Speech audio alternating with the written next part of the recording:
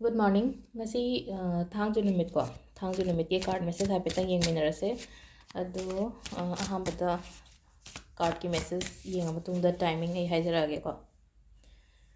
Sidagi dum card ahum katang lokthokjarage ko. Card number 1 2 3 ko. Ado thangju se ख्वाइदगी अखोगी negativity remove तब है यूमदगी कई फताउदी लौथोप खोटोप थांग नुमितकुम तौब है फताउ लौथोप है सेंदोप वानेद कम नतेद है सेंदोप है इमुंग वायरम सिंदोक सिंदोप खोट थुम हाप खोटपगा है समझ दुकान ममांग का है अखोगी दुकान ममांग है वाई तैब यादव जगहगुब लेनाको है थुम से चखाइरगको नॉर्मल सोल से थुम अचंबद है रोक सोल नत्रगसु रोक सोल फंगद्रगदी थुमसे चखाइरगा है वाई सिटोपीब मपानलोम मनुंग सिजन नतब अखोना सिनेमन ब्लो तौबना मनुंग तौइनको कौनोसिना थुमसिना है चखाइरगा है वाई मपानलोम सिटोपीबको थांग नुमितकुम से तौबीबको है दुकान फंब खोप अदुमाइनगुब लेरगदी अदो इरुजबद हाप खोप लेरेको अदुगा अतै अतै सैटरडे तौब याब मैम ममांगदसु हाइरेको अदुम्बदो तौबीबो थांगजगुम्बसेको अदुगा तौरोइदबा हाइरगनको है थाउगुम्ब लेबिगनो थाउगा थुमगजिदि लेबिगनोको है तौरोइदबा डू एंड डोंट्स हाइतारेको तौगदबा तौरोइदबदगा अखोइना असथाउगुम्ब है स्पेशली असथाउगुम्ब अखोइना कौनोद सैटरडे की लाई खोरंब खोटप मतमदा है असथाउसे कत्रा कत्ति कत्लेबदो लेबदी लेबिदबा हाइतारेको सिनिमिस असथाउ लेगनो थुम लेगनो नहागै खंग्रिङैदा तौबना तौबनेको अदो हजि सुम खंगाबनिना है सी तौरगा है सुम है कौनोद वीक ओइगनेबा अखोइ सैटर्नसेको अदुदुना है सिसे अवॉइड तौबियोको है लेब खोप मैम से असथाउ लेब थुम कौनो तब खोप सी मैम से अदो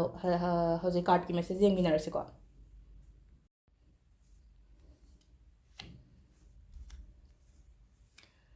अहम से द हैंग वुमेन एन थोलेको कार्ड से ममिंग से द हैंग वुमेन से कईनो है कांसिदा अखोगी केमत हजि केम चेंज तौगनको है ngasi की ओइना हाइरामने है ngasi से कईनोमा एक्शन लौदबा है हजिक हारगो है लौगनो हजिक लेरीब फिल्म लेबीब है अनौब थब हौगे खोटे काना केमत तौगनको है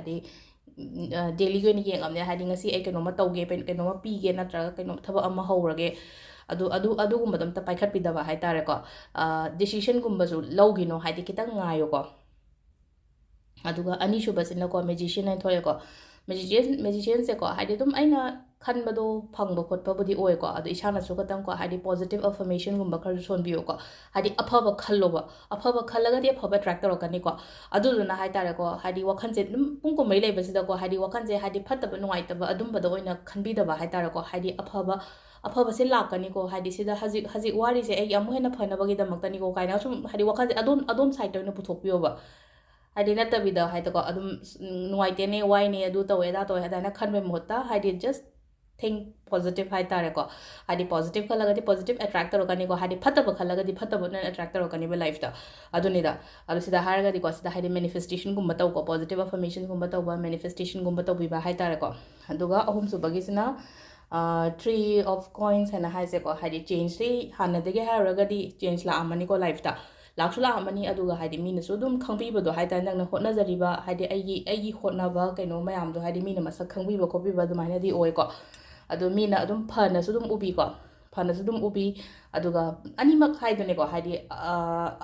अफब मीनसु दुम येंसले फतब मीनसु है कलप खोपसु दुम लई अदो नंगना तौरीबा अइना तौरीबा थबकसिदा हाइतारेको है फन येंजनबा मा फत येंजनबा मा खोप दुमाइना ओइना लईको अदो केम खनबीगनो नंगना चटकदबा लंबीदुदा हाइतारेको है अदुदा फोकस तौरगा चटपीबा हाइतारे अदो सिदा लेरे अखोइगी कार्ड की मेसेज सिना अदो टाइमिंग से अयुक की पुंग तरुका मिनिट निफु मंगादगिना निपानगा मिनिट 13 फाउम लेरे दगी 13 मिनिट कुंदगिना अहुमगा मिनिट यांखै तरुक फाउम लेरे दगी नुंगदा ओइरमगिना मंगागा मिनिट कुन तरे तगिना को तरुका मिनिट यांखै मंगा फाउम लेरे दगी नुंगदांगिना निपानगा मिनिट कुन मरी दगिना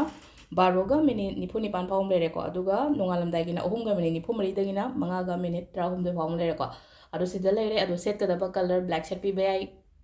अखोगी वायलेट मचुगुम्बा कईगुम्बा दुमाइना यूज तौबिबेको थांगजे नुमितसे से लेरे ngasi gi khoi gi card ki message ka timing of baga se ko ma'am thank you